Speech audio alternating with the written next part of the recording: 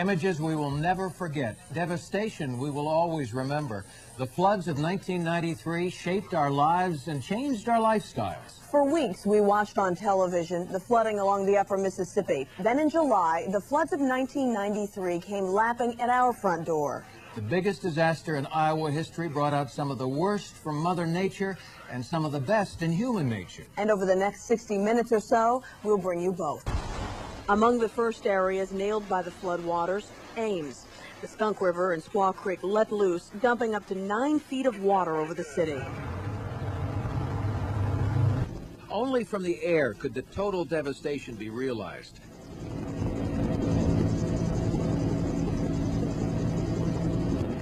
Interstate 35 shut down, closed because of high water. For Story County farmers, a sickening sight as they watched their crops go underwater. On the campus of Iowa State University, millions of dollars in damage to Hilton Coliseum. 13 feet of water, higher than the basketball backboard, flooded the Coliseum. And the Vinker Memorial Golf Course turned into one huge water hazard.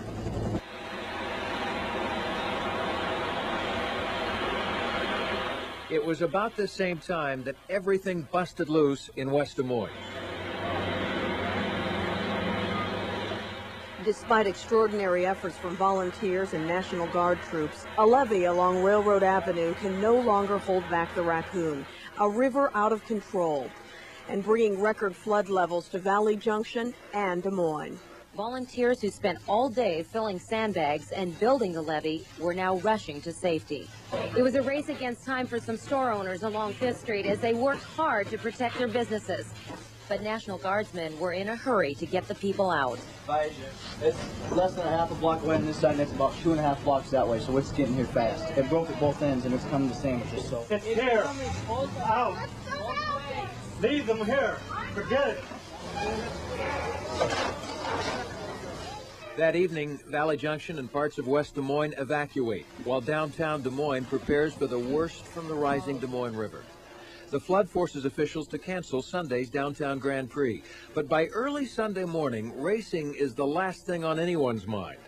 News Center 13 brought you the story under backup power. In a dimly lit studio, thousands of Central Iowans hanging on every word. Once again, within the next few moments, in fact, within 10 minutes now, the Polk County Sheriff's Department advises that the Des Moines water supply will be cut off. The flooding has been so severe around the waterworks area that the water supply for Des Moines will be cut off. Now, that does not include West Des Moines. The water supply is still okay there. Out in West Des Moines, though, they are advising that you bottle up a couple of gallons of water just in case the flooding gets bad enough out in West Des Moines that you won't be able to get water out there. And we have this. The enormity of the flood could best be seen from the air, and that's exactly where News Center 13's Jim Strickland spent much of his time. A look now at Central Iowa covered by the floods of '93. We are now coming up to a levee break. See that, Michael? See that levee break there, just by the Demco plant? That's one of the breaches that they have had in the levee, despite the fact that they put in concrete highway barricades to try to protect this city. Unfortunately, it just did not work as well as they had hoped. A couple of blocks up, you can see the other levee break. You see that there, Mike? That's by the Reiner Brothers Plumbing Company, just a little bit to the west of there. Of course, Valley Junction has been inundated with floodwaters, as has a good part of the lower lying parts of West Des Moines. The Raccoon, you really can't tell where it starts, where Walnut Creek ends, and where Jordan Creek comes in. It's all just one confluence here, right in the middle of West Des Moines. You can see the hundreds of volunteers that have converged upon the water treatment plant here in West Des Moines. The sandbags are being stacked 15 feet high around this thing to try to protect the filter system so they do not become contaminated. You can see that the river has come up from the backside and has inundated nearby Holiday Park.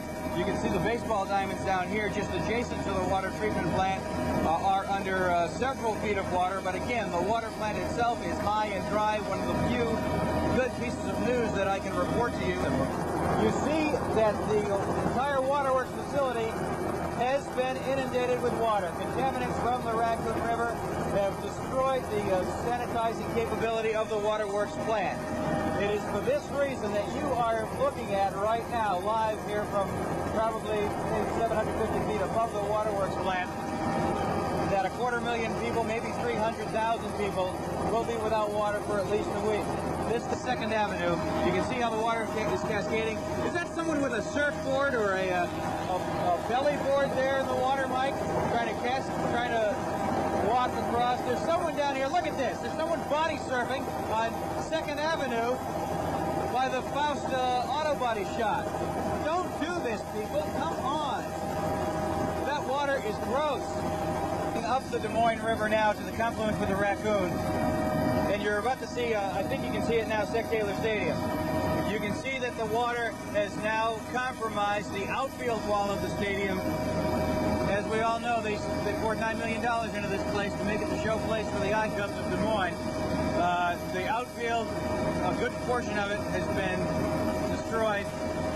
The seats are okay, and everything under them, the concession and everything, they're okay for now. It looks as though, however, that the first base side dugout does have water pouring into it, and that is going to compromise part of those facilities below the stands. It looks like the actual seats themselves are okay. This building, the first building of the Des Moines Waterworks, that's where the problem is. It's still surrounded by water. You have to go in and out of there by helicopter. They get dropping sandbags by helicopter. While the president's visit to Des Moines brought plenty of national news coverage, it didn't start or end there. The nation and the world watched for weeks while Central Iowans fought with the floods of '93. The great floods of 1993 are beginning to look like a war zone as Des Moines tries desperately to repair its water supply system, and President Clinton tours the devastated areas. This is a special edition of NBC Nightly News with Tom Brokaw. Tonight, reporting from Des Moines, Iowa. Good evening from the capital of Iowa, where it rained again today. President Clinton came to town. He looked at the flood damage and said he'd never seen anything like it. The president has asked Congress for $2.5 billion. That's almost double his earlier request for Midwestern flood relief. He said he'll almost surely need more, and Senate Republican leader Bob Dole promised quick cooperation. Moments of triumph, moments of despair. The floods of '93 brought a flood of emotions to Central Iowa. Years from now, when we look back, we'll remember the devastation, remember the heartache. But let us never forget the helping hands and open arms, how communities and a nation came together to survive the floods of '93.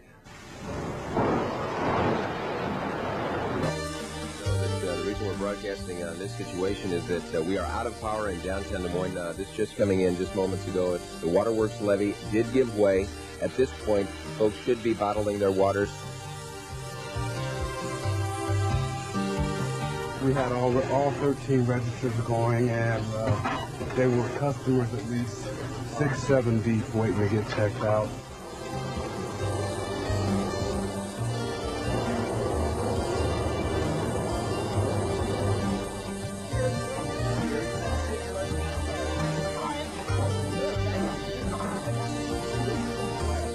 We are in dire straits here with the flooding that's going on. What we have left of our home. Raccoon River flowing directly over the levees into Grays Lake.